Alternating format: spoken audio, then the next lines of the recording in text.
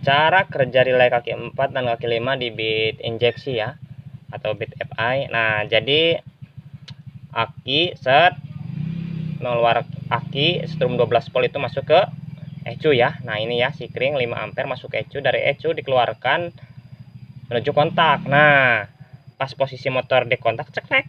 Nah, kontak itu mengeluarkan arus 12 volt yang menuju ke relay kaki 5 ke sini ya. Terus ini set ke atas. Nah, ke sini ya. Ke sini. Nah, ini juga untuk ke sini ke relay kaki 4. Terus ada lagi yang ke dibalikan lagi ke ECU. Masuk ECU ya, 12 volt. Nah, setelah itu udah dikontak, berbarengan juga masa dari ECU itu keluar ya. Nah, dari sini set ke sini ya, ke relay kaki 4 ya. Nah, berarti relay kaki 4 itu udah aktif ya, antara negatif dan positif itu udah aktif, berarti solenoid bekerja ya. Otomatis yang ini dari aki ya, yang ini dari aki itu bekerja, cetek nyambung ke sini. Nah, ini keluar 12 volt ya, nyambung ke sini. Set. Nah, ini jalur ke sini ya. Ini udah nyambung, cetek. Cetek.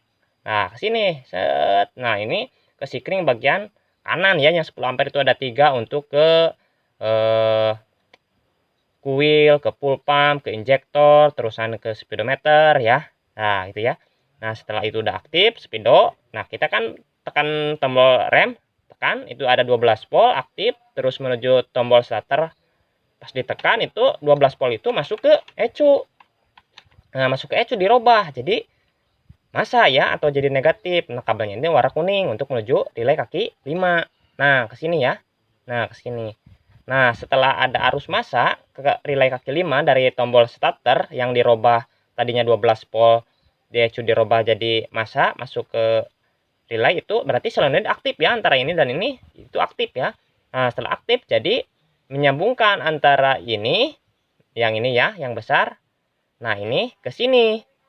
Dari sini ke sini gitu ya. Ini kan dari aki. Nah, itu jadi ambil arus dari aki, arus besar itu, jadi ACG starter itu jalan gitu ya.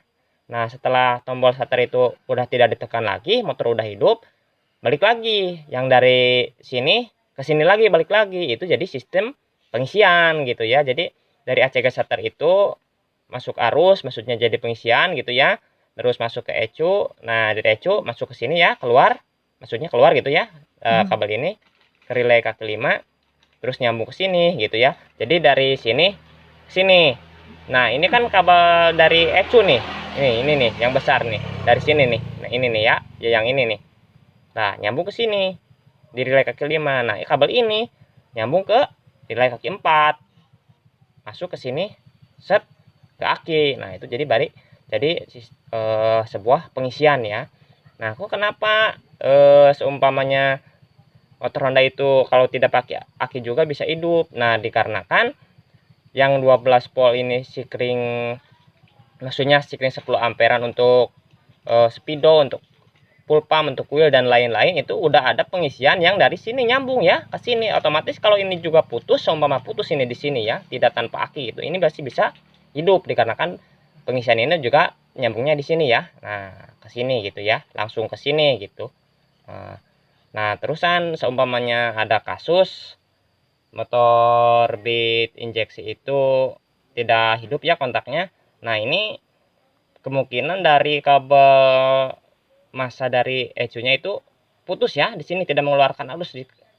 Kalau bisa putus, bisa tidak mengeluarkan arus. Umpamanya tidak mengeluarkan arus ke relay kaki 4 ya, kabel massa ini bisa dipotong langsung sambung ke massa aki ya, itu bisa.